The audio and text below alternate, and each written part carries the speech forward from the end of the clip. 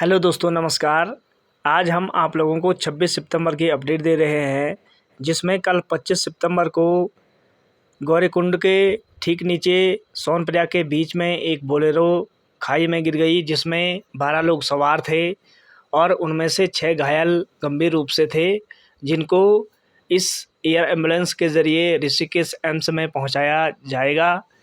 और यदि आप लोग केदारनाथ यात्रा पर आ रहे हैं तो आप सड़क को देख कर के चलें, ताकि किसी भी तरह की कोई दुर्घटना ना हो, आप लोगों को किसी भी तरह की कोई चोट ना लगे।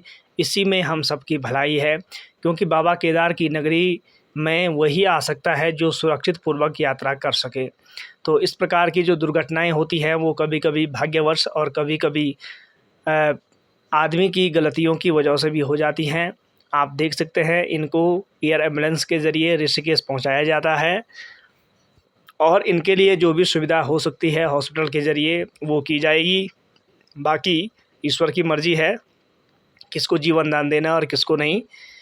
लेकिन आप लोगों से अनुरोध है कि जब भी केदारनाथ यात्रा पर आएँ तो आप अपनी सुरक्षा पर आएँ। ये देख सकते हैं आप, जब गंभीर चोटें आती हैं तो फिर आदमी चलने फिरने में दिक्कत कर देता है, और फिर उनके लिए जो सहायता टीमें हैं वो साथ में आती हैं। और अब हम आपको आगे के रास्ते के बारे में बताते हैं। ये देख सकते हैं आप, ये गौरीकुंड है, जहाँ पर आप देख सकते हैं कुछ समय पहले आपदा के कारण तोड़फोड़ हुई थी, और आगे रास्ते में ये देख सकते हैं जो सकरे रास्ते हैं वहाँ पर बहुत ज़्यादा मात्रा में जाम लग रहा है। जहाँ पर आप देख सकते हैं, ये सीधी तस्वीरें हम आपको दिखा रहे हैं अपने चैनल के माध्यम से, कि सारे घोड़े खच्चर वाले और जितने भी यात्री हैं रास्ते में जाम लगा हुआ है, क्योंकि आगे एसडीआरएफ वाले, डीडीआरएफ वाले और जो एनडीआरएफ है, सारी टीमें आगे खड़ी हैं। जहाँ जहाँ खतरा है वहाँ से एक एक करके पास किया जा रहा है, उसकी भी हम आप लोगों को अपडेट देंगे। आप देख सकते हैं, हम आप लोगों को यहाँ से पूरी जो सच्ची अपडेट है उनको आपको दिखाते हैं, ताकि आप लोगों को कोई भी दिक्कत ना हो आने में। अब हम आपको ठीक रामबाड़ा का एरिया आपको दिखाते हैं।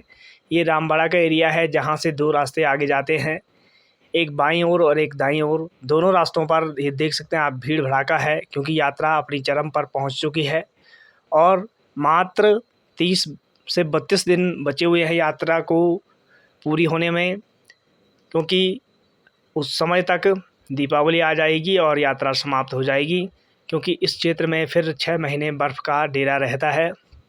ये देख सकते हैं आप, रामबाड़ा में अभी लोग आ रहे हैं और ये भीड़ आप देख रहे हैं, जहाँ पर लाइनों में लगे हुए हैं आने जाने वाले, क्योंकि रास्ते पर पुलिस की टीमें हैं, डीडीआरएफ वाले, एनडीआरएफ वाले, एसडीआरएफ वाले, सारी टीमें तैनात हैं, क्योंकि रास्ता काफ़ी खतरा भरा हुआ है। और जगह जगह पर लोगों को सुविधाएं देने के लिए, सुरक्षा करने के लिए, यात्रीगण सुरक्षित पहुँचे ऐसे ही आशा रखते हुए आगे जाते हैं। ये देख सकते हैं आप, यहाँ पर लैंडस्लाइड हुआ था 31 जुलाई को, और यहाँ पर कुछ क्रेटवाल लगाई जा रही है जिससे रास्ता सही होगा। और मंदिर प्रांगण के जो दर्शन आपको हम करा रहे हैं, ये देख सकते हैं आप, चारों ओर टीमें खड़ी हैं। जो आईटीबीपी है वो फोर्स यहाँ तैनात है।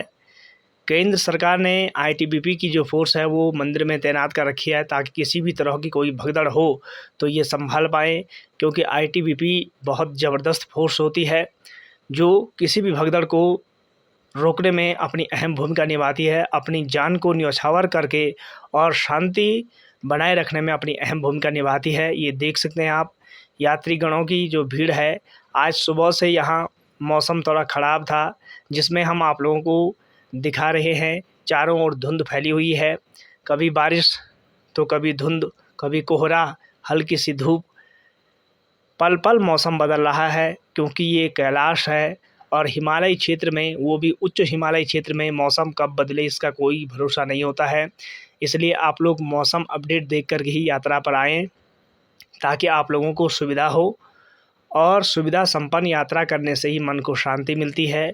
उस यात्रा का क्या करना है जिसमें आदमी को कई तरह की दुर्घटनाएं हों और उन पीड़ाओं को झेलना पड़े, तो ये यात्रा नहीं होती है। इसको हम यात्रा नहीं कहेंगे, ये दुर्गति है इंसान की, और ये डिपेंड होता है उसके कर्मों के ऊपर। यदि अच्छे कर्म किए होंगे तो अवश्य ही सफलतापूर्वक यात्रा होगी। और यदि कर्म अच्छे नहीं होंगे तो कितनी ही कोशिश कर लो लेकिन यात्रा सही होगी ही नहीं, क्योंकि कर्म डिपेंड करता है। कर्म मनुष्य जीवन को आगे बढ़ाने में अपनी अहम भूमिका निभाता है। ये देख सकते हैं आप कितनी धुंध फैली हुई है और यात्रियों की भीड़ है।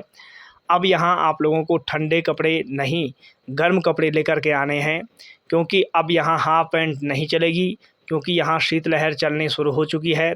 और आज 26 सितंबर हो चुके हैं, जिसमें मौसम यहाँ 0 डिग्री से नीचे जाने में देर नहीं होती है। मौसम ख़राब होगा तो 0 डिग्री से नीचे तापमान जो जाएगा तो उसमें आदमी के लिए बहुत बड़ी दिक्कत हो जाएगी यदि कपड़े सही ना हों। ये देख सकते हैं आप, ये भाई भी जैकेट पहनने शुरू कर दिया है, क्योंकि चारों ओर धुंध छा गई है। और ये कूलर से भी भयानक, एसी से भी खतरनाक काम करता है, क्योंकि जब चारों ओर हिमालय क्षेत्र में धुंध छाई जाती है तो वो उसके जो बारिश के छोटे छोटे कण होते हैं वो कण शरीर में प्रवेश कर देते हैं, जिस कारण से शरीर ठंडा पड़ जाता है। और यदि गर्म कपड़े रहेंगे तो आदमी को सुकून महसूस होता है, और यदि कपड़े ना रहें तो इसमें आदमी के लिए बहुत बड़ी मुसीबत खड़ी हो सकती है, क्योंकि जिसकी शरीर की क्षमता अगर मजबूत होगी वही इन चीज़ों को झेल पाता है, और जिसकी शरीर की जो क्षमता है वो कमज़ोर होगी वो इनको नहीं झेल पाता है। इसीलिए यहाँ अधिकतर मौतें होती हैं।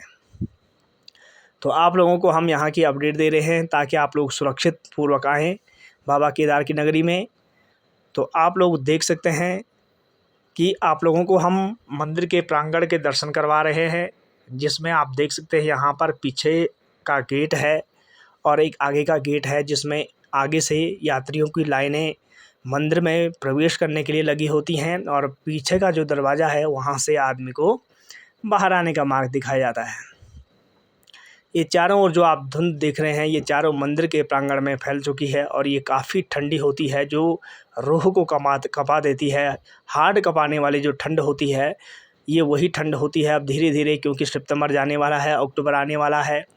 और जब अक्टूबर आएगा तो समझ लेना कि यहाँ का जो मौसम है वो 0 डिग्री से नीचे कम से कम 10 से 15 डिग्री माइनस में टेम्परेचर जाता है, और जिसका प्रभाव मनुष्य शरीर पर बहुत बुरा होता है, क्योंकि बाहर के लोग जो यहाँ आते हैं तो उनका शरीर का जो तापमान है वो यहाँ के टेम्परेचर से अलग होता है, और वो यदि झेल पाएँ तो सही है, नहीं झेल पाएँ तो बहुत बड़ी मुसीबत को न्योता देना पड़ता है।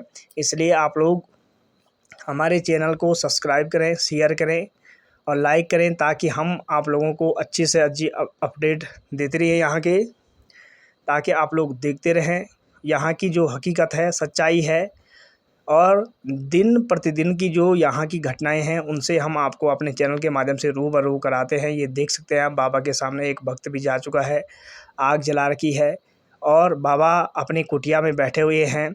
ओपन द डोर की कुटिया है, ये देख सकते हैं आप।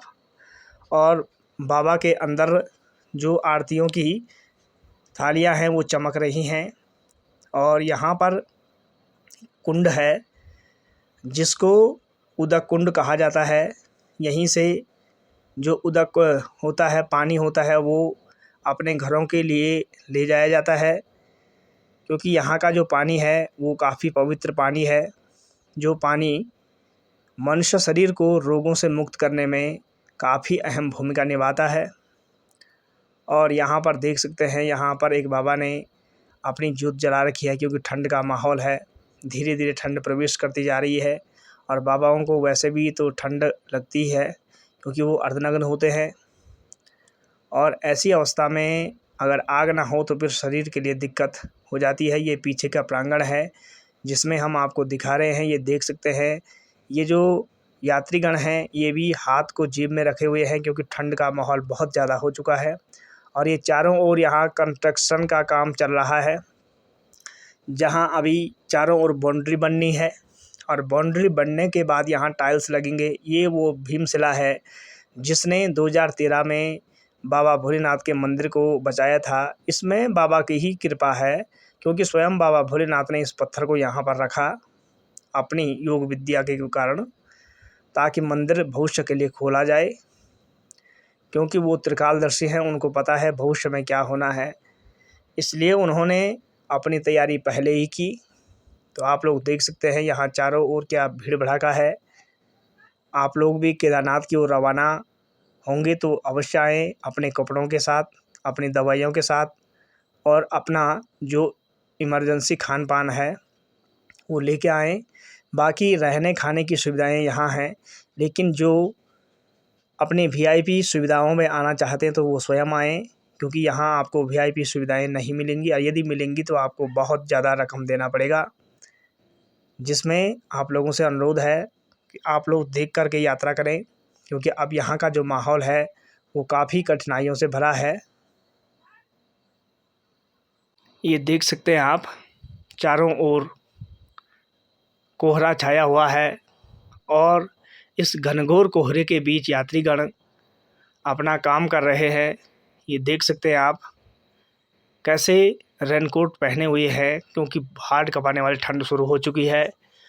और यदि ऐसे माहौल में अपने पास कपड़े ना हों तो ये बहुत बड़ा अफसोस होगा, क्योंकि समय जाने के पश्चात पश्चाताप के बिना कुछ नहीं होता है। इसलिए आप लोगों से अनुरोध है, अपने गर्म कपड़े यहाँ लेकर के आएँ और फिर आप बाबा केदार की यात्रा पर आ सकते हैं। आप चाहे तो मधवेश्वर की यात्रा कर सकते हैं, तुंगनाथ की यात्रा कर सकते हैं। उसकी भी हम आप लोगों को अपडेट देंगे कि कहाँ से तुंगनाथ आना है, कहाँ से मधवेश्वर आना है। हमारा जो स्थानीय क्षेत्र है कालीशिला, काली मठ तीर्थयात्री आ सकते हैं, जो रांसी है मधवेश्वर के ठीक नीचे 14 किलोमीटर नीचे है। तो आप लोग भी इन तीर्थों का दर्शन कर सकते हैं, क्योंकि जब केदारनाथ यात्रा बंद हो जाएगी तो तब आप लोग तुंगनाथ के दर्शन चोपता बग्याला आ सकते हो, रांसी आ सकते हो, हमारे रावलिंग में जो कालीशिला है वहाँ आ सकते हो। तो आप लोगों को यदि हमारे चैनल के द्वारा दी गई जानकारी पसंद आए तो आप लाइक करें, सब्सक्राइब करें, शेयर करें और अपने दोस्तों तक ऐसी जानकारियाँ भेजें, ताकि आपके जो दोस्त हैं वो सकुशल आएँ और आपकी यात्रा जो मंगलमय हो। उसके लिए हम बाबा केदार से धन्यवाद करते हैं। जय हिंद।